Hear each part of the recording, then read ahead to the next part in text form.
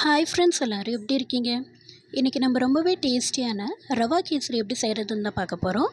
இப்போ இந்த ரெசிபி பண்ணுறதுக்கு கடாயை ஒரு ஸ்டவ்வில் ஹீட் பண்ணிவிட்டு அதில் 2 டேபிள் ஸ்பூன் அளவு நெய் சேர்த்துக்கலாம். நெய் நல்லா சூடானதும் சாப் பண்ணி வச்சுருக்க முந்திரியும் பாதாமும் ஆட் பண்ணிக்கலாம். நான் இங்கே 1 டேபிள் ஸ்பூன் அளவு முந்திரியும் பாதாமும் எடுத்திருக்கேன். இப்போ அதை நல்லா நெய்யில் வறுத்துடலாம்.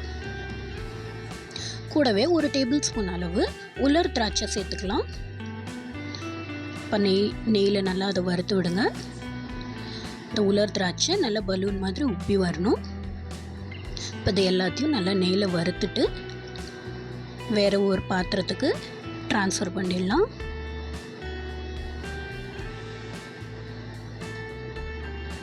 நான் இங்கே யூஸ் பண்ணியிருக்கிற எல்லா இன்க்ரீடியன்ஸுமே வித் கரெக்ட் மெஷர்மெண்ட் டிஸ்கிரிப்ஷனில் மென்ஷன் பண்ணியிருக்கேன். தேவைன்னா செக் பண்ணி பாருங்கள். இப்போ அதே கடாயில் 1 கப் அளவு ரவை எடுத்திருக்கேன். இந்த ரவையும் நல்லா வறுத்துக்கணும். இந்த ரவையோட பச்சை வாசனை போகிற வரை நல்லா அதை வறுத்து எடுத்துக்கலாம்.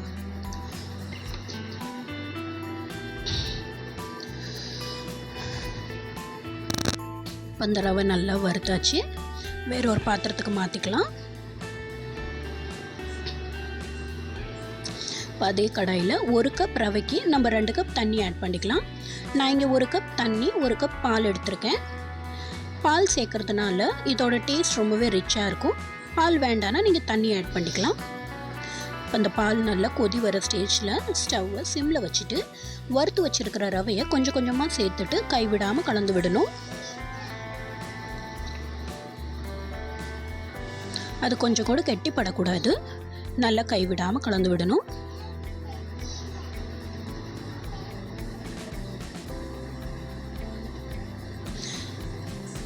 இப்போ இந்த ரவை நல்லா தண்ணியை உறிஞ்சி எடுத்துருச்சு. இந்த ஸ்டேஜில் நம்ம சர்க்கரை ஆட் பண்ணிக்கலாம். நான் இங்கே 1 கப் ரவைக்கு 3/4 கப் சர்க்கரை ஆட் பண்ணுறேன். உங்களோட ஸ்வீட்டுக்கு தகுந்த மாதிரி நீங்கள் 3/4 கப்பில் இருந்து 2 கப் அளவு சர்க்கரை ஆட் பண்ணிக்கலாம். இப்போ இதை நல்லா மிக்ஸ் பண்ணி விட்டுருங்க.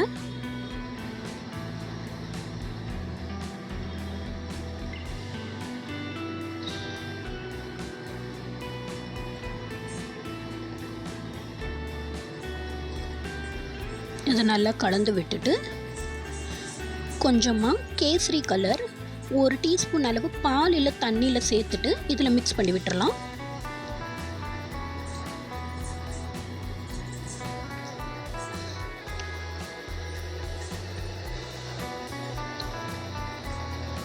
இப்போ இந்த கலரை நல்லா எல்லா சைடும் மிக்ஸ் ஆகிற மாதிரி கலந்து விடணும்.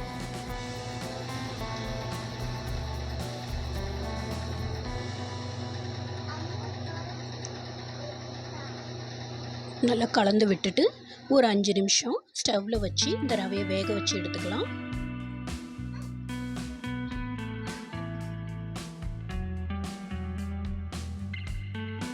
இப்போ நம்ம வறுத்து வச்சுருக்கிற முந்திரியும் பாதாமும் இதில் சேர்த்துட்டு 3 டேபிள் ஸ்பூன் அளவு நெய் சேர்த்துக்கலாம்.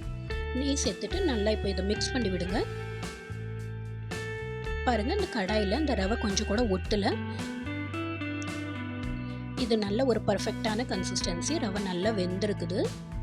அவ்வளோதாங்க, ரொம்பவே டேஸ்டியான கேசரி ரெடி ஆயிடுச்சு. இப்போ நம்ம இதை சர்வ் பண்ணிடலாம்.